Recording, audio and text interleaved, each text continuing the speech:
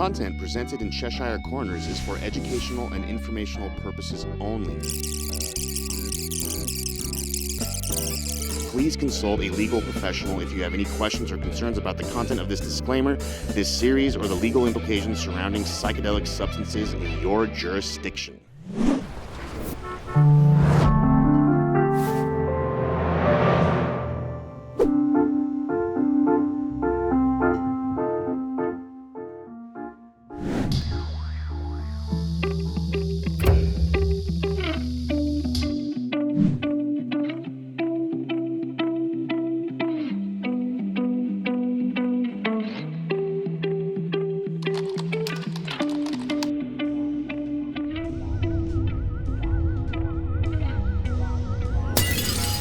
I woke up this morning and I was like, this cup isn't gonna be as big as last year's. That's a little disappointing.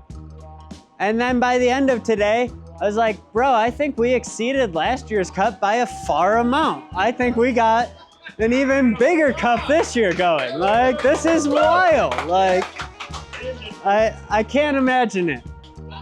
I called it a stoke event because I'm pretty stoked up for this whole thing. I'm very stoked about the Icon Pass Stoke events. If you guys like to ski and do all that fun stuff, like Icon Pass Stoke events, I'm stoked for the season because of it. I'm stoked for the cup because of this event, because we just got so many samples. We have so many beautiful people here doing really cool stuff in the industry.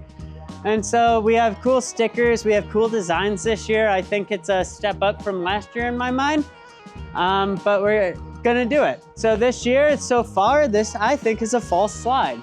I'm pretty sure we exceeded this by far, if not by 100 samples, maybe more, is what we've seen on just trying to track down how many samples we got in this last year. Because mind you, last year, it was the same as this year, where you submit a week later than now, it might go into the 2026 cup.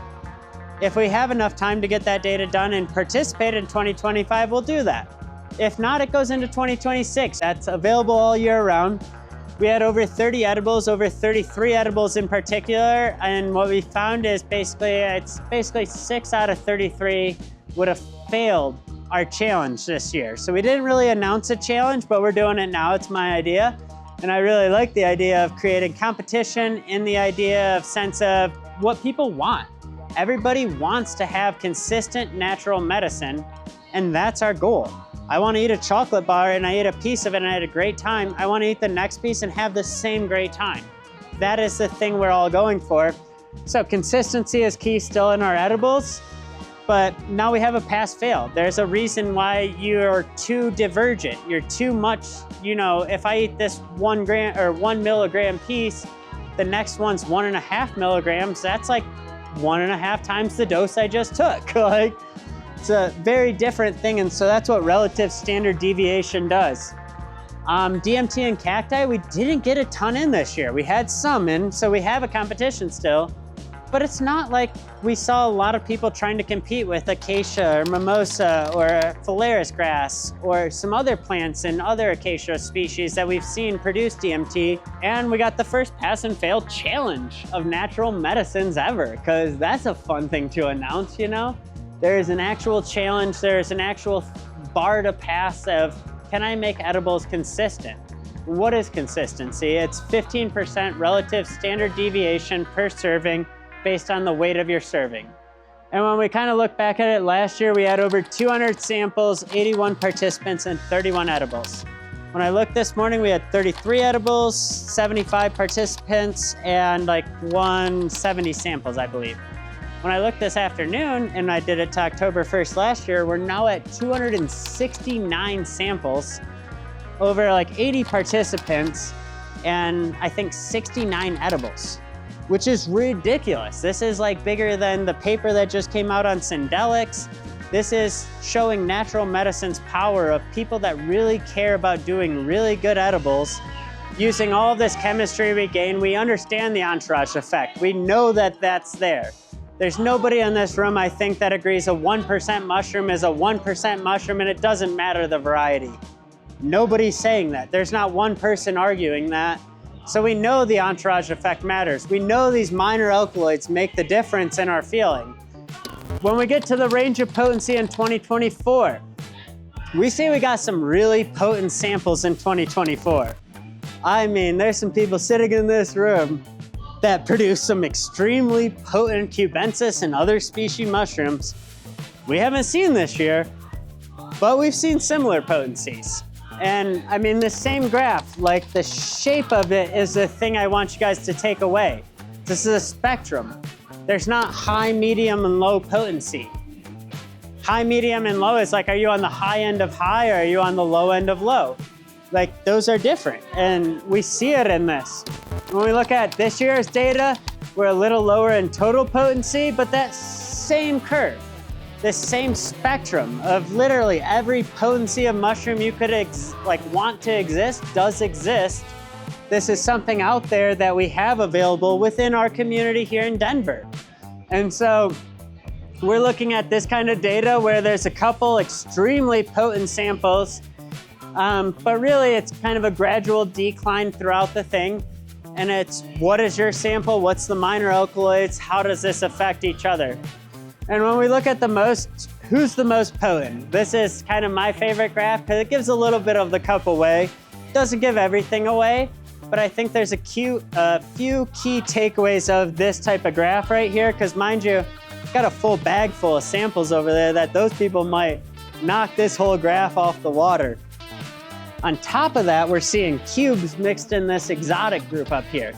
If I look at this graph, that's an exotic graph, basically. Most of these species and varieties up here are exotic mushrooms. They're Psilocybe zapoticorum, Psilocybe semperviva, Pinaleus cyanescens. All of those things are different species than Psilocybe cubensis. Psilocybe cubensis is kind of the lower end, less potent. It is what it is.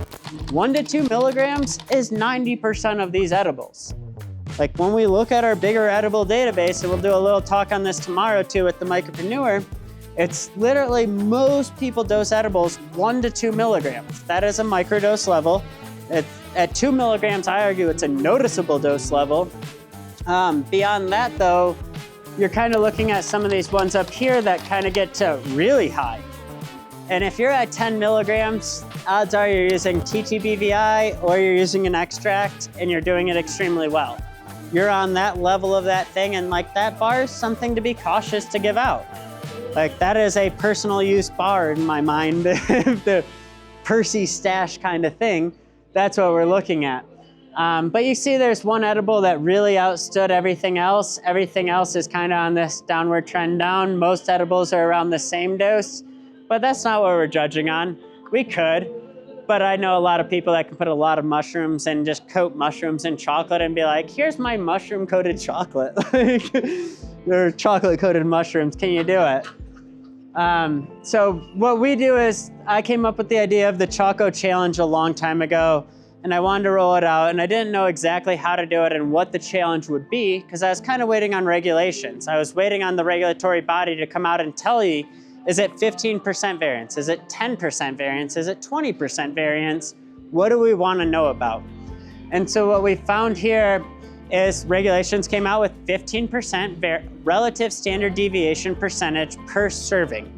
So we correct your edible per serving, and when you submit an edible to us for this homogeneity competition, what we do is we take a scalpel and we cut down the center of your line of your chocolate bar. We don't break your chocolate bar and just hope that we get the same size. We're like, assume a perfect break. Let's take a knife and cut down the center of this to get one piece. And so that's what we do. And that's part of that idea of, yeah, if you got the perfect break of the edible, are you getting the same dose every time? We know that you might break a little piece of the next chocolate piece off, and it's a case. But the 15% RSD is gonna be the pass-fail challenge of this year. So anybody who submitted an edible, over 33 to 60 edibles submitted, we're gonna start to see this kind of graphs where we're like, okay, this is relative standard deviation for your edible. So how much variance is in each piece of your edible? And when we look at this side, we're kind of at 0% deviation. If you're like some of these strains, you're at like less than 1%. That means you dosed every piece of your chocolate with less than 1% variance. It's almost unheard of. Mushrooms are really hard to do that with. It's a mushroom. We grow it. Each mushroom's different. We know these things. And so when we homogenize a really fine batch, we're sifting the powder, we're size selecting the powder that we're using, and we test that and we homogenously dose it. That's these type of people up here. I think it's basically if you're under 5%, you're the gold standard of homogeneity.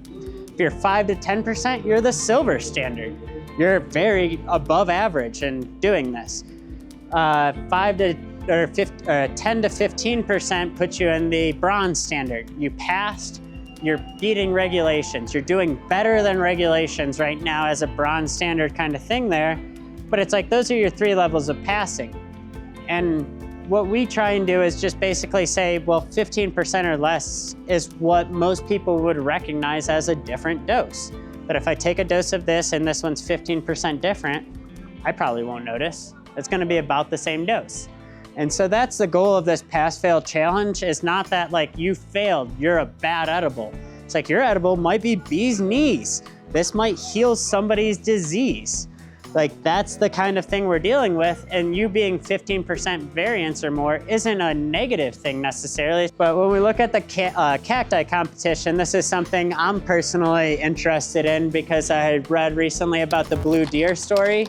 If you haven't read about the blue deer story about mescaline, it's the oldest psychedelic on this planet that's known to man, because there was an ancient, I believe Native American or just indigenous tribe that basically were eating peyote and they saw a blue deer, or the blue deer led them to the peyote and told them to take it, and it was their medicine and this is what they needed. And so this tribe had used peyote for so long because of the thing, and they realized this is basically in 1890. Somebody was studying peyote and San Pedro at the same time, and they realized it's the same chemical in both of these. And so what they found is this group in 1890, it might be the first group of psychonauts there are. They were, in 1890, they isolated each compound out of the cacti and took it individually and wrote a paper in a peer-reviewed journal on what the effects of each compound that we test for in these cacti. We test for a few more compounds than they were able to identify back in the day, but all 4 of the ones that they identified back in the day we test for. Random deep dive on one night that I went through of just reading all of this stuff, and it was like, oh, mescaline's the oldest psychedelic? I never knew that.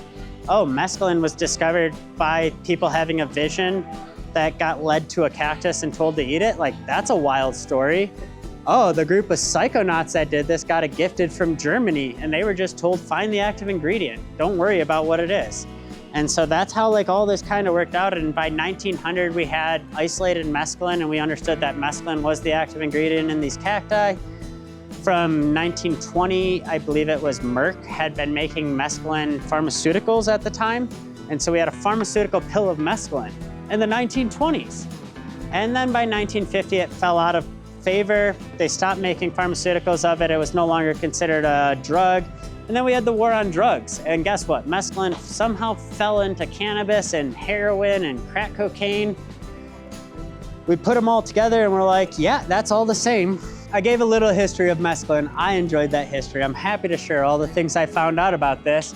My thing is, how do we make a better competition of it? Let's have clear sampling protocols, because my big issue is you can submit me cord and D-spine cacti, and you can submit me just normal ground up cacti, and those are supposedly supposed to compete. That doesn't make sense. So let's make a competition where we have clear sampling protocols. I think putting out highlights. We've tested over 10 or 12 species of cacti. Most people don't know there's 10 or 12 species of cacti out there. So that's the cacti side. For DMT, we've gotten more 5-MeO samples this year, so we're building.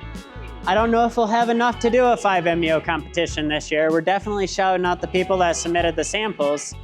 But we want 5 or 10 samples to compete. Like, this has to be a competition for us to run it. So the people that submitted last year, the people that submitted this year, it might roll over into 2026 for the 5-MeO concentration. Unless you had 99.99% 5-MeO where you beat out NN-DMT on purity, it's a possibility. You might win the NN competition just in purity of the active ingredient.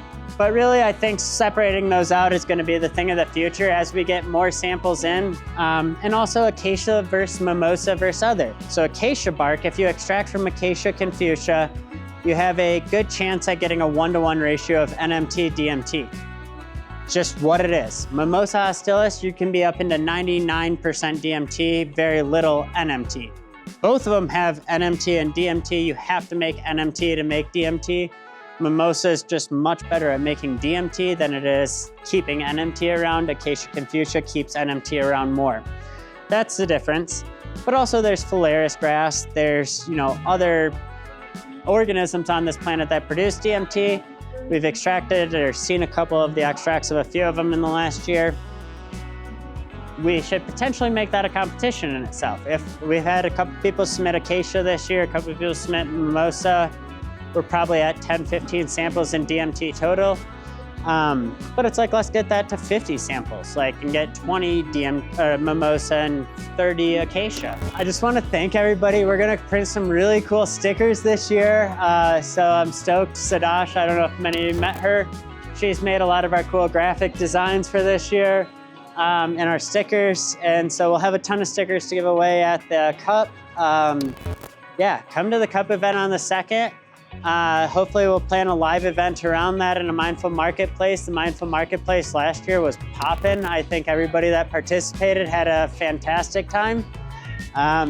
Everybody that attended the Cup last year, I thought it was great. I was a little bored on my favorite DMT talk that I thought it would be, but I think we as an individual group here with winners of the Cup, with people that participate in the community, that do cool things, we're the people to be talking, not point. I don't want to give out the data. This is the fun of it. You got to come to the Cup to find these cool details. Thank y'all. Yeah!